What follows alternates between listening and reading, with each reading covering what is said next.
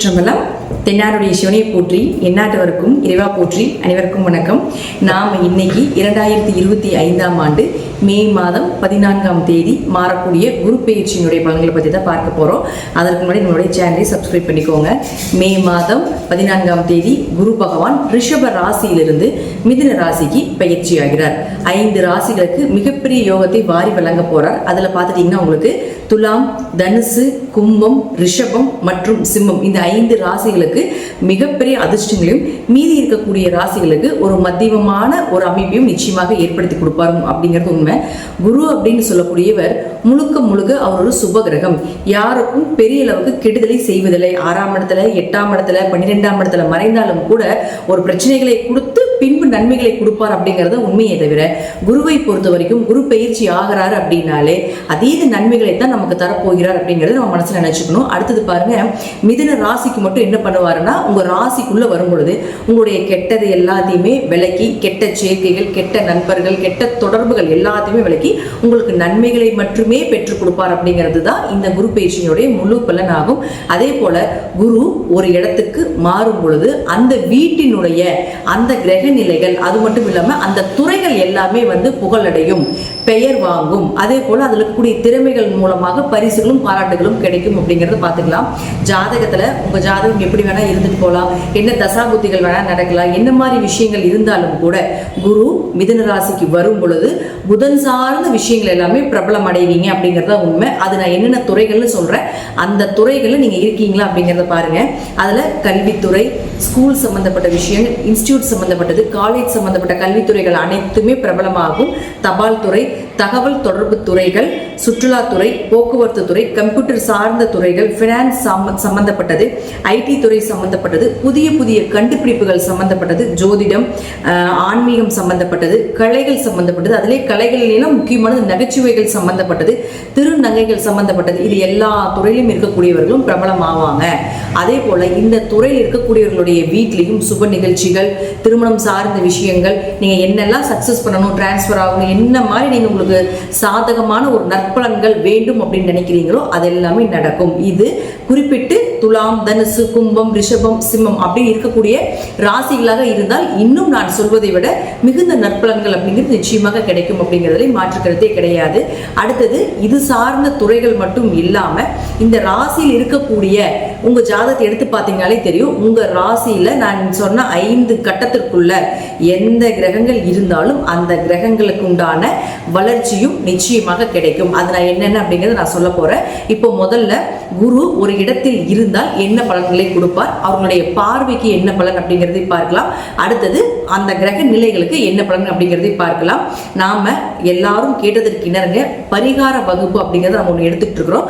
அது கீழே டிஸ்கிரிப்ஷன் பாக்ஸ்ல வாட்ஸ்அப் லிங்க் கொடுத்துருக்கிறோம். இது ரொம்ப எளிமையான விஷயங்கள், பொதுவான பரிகாரங்களாக, வழிபாடுகளாக இல்லாம அனைத்துமே கோவில் வழிபாடுகள், நீங்களே செய்து கொள்ளக்கூடிய ஒரு எளிமையான பரிகார வகுப்பு இது. இதுல 60க்கும் மேற்பட்ட நீங்களே தெரிந்து கொண்டு எளிமையாக செய்யக்கூடிய ஒரு விஷயங்களாக இருக்கும். இது ஜோதிடர்களுக்கு உண்டான சூட்சமமான பரிகார வகுப்பு.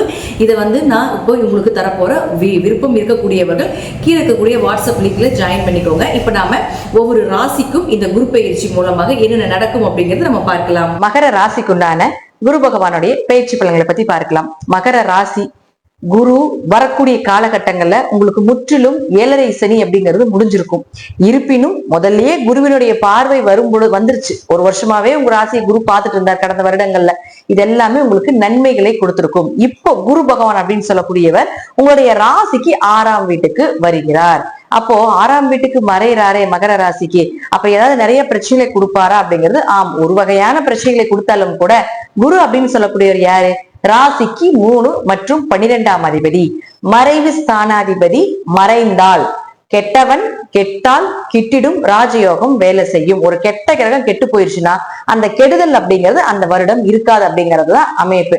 அப்போ மகர ராசியை பொறுத்த வரைக்கும் பாத்துட்டீங்கன்னா 6ல் குரு இருக்கும் பொழுது கொஞ்சம் கடன், கொஞ்சம் நோய் இருக்கிறது, கொஞ்சம் மனசு சரியில்லாம இருக்கிறது, வேலையில ஒரு திருப்தி இல்லாம இருக்கிறது, ஒரு சுறுசுறுப்பு இல்லாம இருக்கிறது, இதெல்லாமே 6ல் குரு வந்தா நடக்கும்.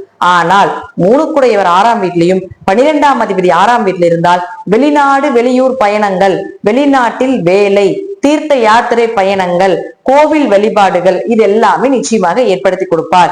தான தர்மங்கள், அன்னதானங்கள், பயணத்தின் மூலமாக உங்களுக்கு ஒரு நன்மைகள் இதெல்லாம் ஏற்படுத்தி கொடுப்பார். அப்ப அவரே 3ஆம் அதிபதியும் ஆகிறதால காரியங்கள் கைகூடி வர்றது இதெல்லாமே நிச்சயமா நடக்கும். சகோதரர்கள் இருந்து வந்து சண்டை சச்சரவு பிரச்சனைகள் எல்லாமே மறைகிறது.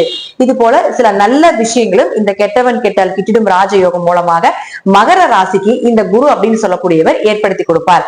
அடுத்தது நம்ம வந்து குரு 6ஆம் இடத்துல இருந்தால் இப்படி இருக்கும் அப்படிங்கிறது நம்ம கன்வெர்ட் பண்ணி சொன்னாலும் கூட, அடுத்தது பாருங்க, இந்த நான் சொல்லக்கூடிய இந்த ஸ்கிரீன்ல இருக்கக்கூடிய கட்டத்துல ஸ்டார் போட்டிருக்கக்கூடிய கட்டத்துல உங்க ஜாதகத்துல என்னென்ன கிரகங்கள் இருக்கு அப்படிங்கறத பாருங்க. அப்படி அந்த கிரகங்கள் இருந்து விட்டால் நிச்சயமாக நான் சொல்லக்கூடியது பழித்தே தீரும் அப்படிங்கிறதுல மாற்றம் இல்லை. ஃபர்ஸ்ட் மகர ராசியை பொறுத்த வரைக்கும், மகர லக்னத்தை பொறுத்த வரைக்கும் உங்களுடைய ராசி அதிபதி மற்றும் 2ஆம் அதிபதியான சனி பகவான் இருந்து விட்டால் நிச்சயமாக பெயர், புகழ், மதிப்பு, மரியாதை இதெல்லாமே ஏற்படுத்தி கொடுப்பார். 2ஆம் இடம் அப்படிங்கிறது பொருளாதாரத்தை சொல்றதுனால பொருளாதாரம் அதிகமாகிறது, உங்க பேச்சுக்கு ஒரு மரியாதை கிடைப்பது, தன வரவு, பண வரவு அப்படிங்கறத ஏற்படுத்தி கொடுப்பார் அப்படிங்கிறது மாற்றம் கிடையாது. குரு சனியை பார்த்தால் பிரம்மகத்தி தோஷம்னு சொல்லுவோம். அப்ப உங்க ஜாதகத்துல ஏதாவது ஒரு பிரம்மகத்தி தோஷம் இருக்குது, குறைகள் இருக்குது, அதனால சுப நிகழ்ச்சிகள் தடையாகுது, குழந்தை பிறகு பிரம்மகத்தி தோஷம்லாம் இருந்ததுன்னா குழந்தை அபாயிஷன் பண்ணாதான் பிரம்மகத்தி தோஷம் வரும். பிராமணரை திட்டினது, பிராமணரை வதைத்தது இப்படின்னு ஒரு சில குறிப்பிட்ட விதிகள் இருக்கு. அதெல்லாம இருந்தாதான் உங்களுக்கு அந்த பிரம்மகத்தி தோஷம் அப்படிங்கிறது ஜாதகத்துல ஏற்படும். அப்படி இருந்தால் இந்த காலகட்டங்கள்ல குரு சனியை பார்க்கும் பொழுது நீங்கள் செய்யக்கூடிய இந்த பிரம்மகத்தி தோஷமோ அல்லது ஏதாவது ஒரு வழிபாடுகள் மூலமாக சர்வ தோஷங்களும் நிவர்த்தியாக அது யோகமாக மாறக்கூடிய அமைப்பையும் ஏற்படுத்தி கொடுப்பார். அடுத்தது பாருங்க, உங்களுக்கு செவ்வாய். இந்த செவ்வாய் அப்படின்னு சொல்லக்கூடியவர் யாருன்னா 4 மற்றும் 11ஆம் அதிபதி.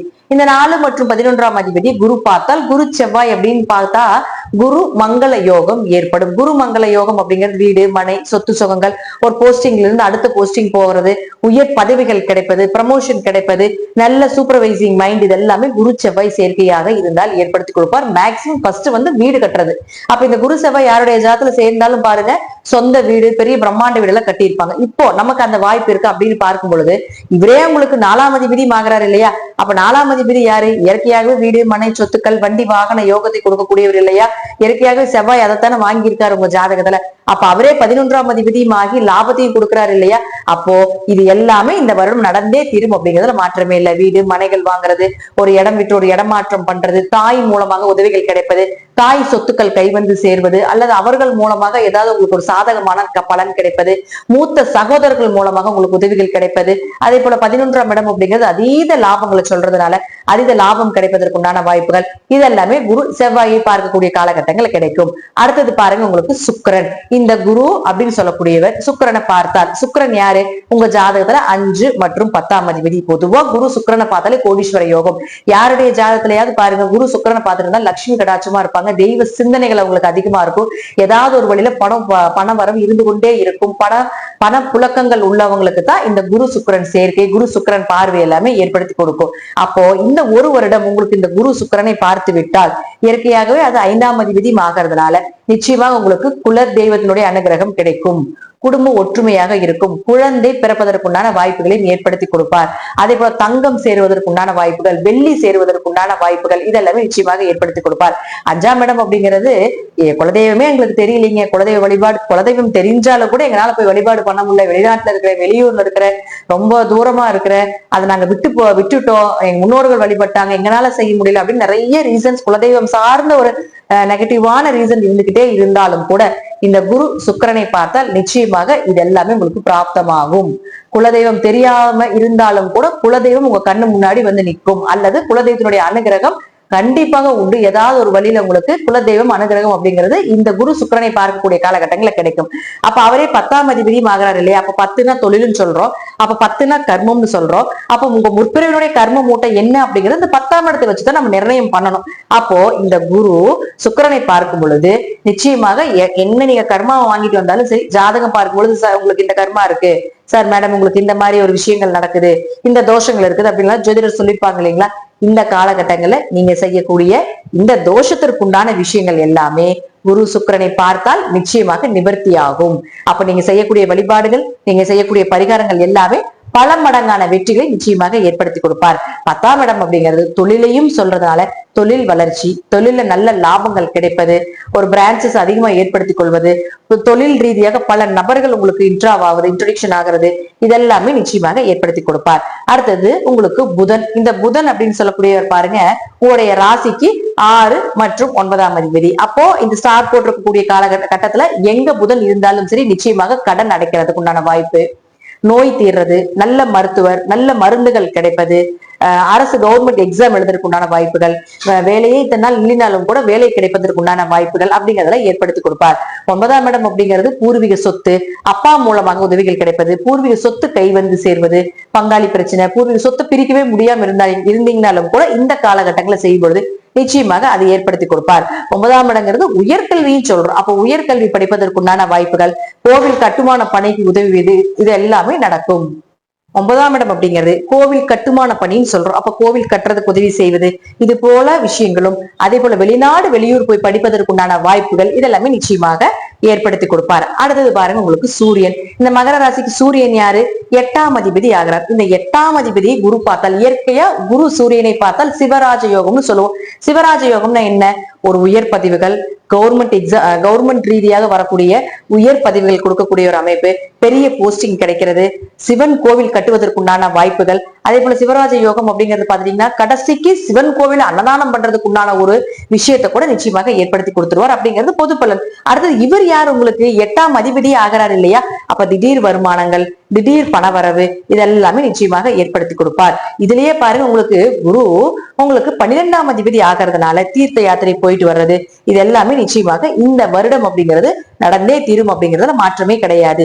இது எல்லாமே உங்க ஜாதகத்துல தசாபுத்தி மட்டும் நல்லா இருந்தால் நான் சொல்வதை விட 200 மடங்கு பலன்கள், இதை விட நல்ல பலன்கள் கிடைப்பதற்குண்டான வாய்ப்பையும் நிச்சயமாக ஏற்படுத்தி கொடுத்து விடுவார் இந்த குரு பகவான். நன்றி. மீண்டும் ஒரு நல்ல பதிவுல சந்திக்கலாம். திருச்சிற்றம்பலம், தில்லையம்பலம், ஸ்ரீ நரசிம்ம திருவிகளே சரணம்.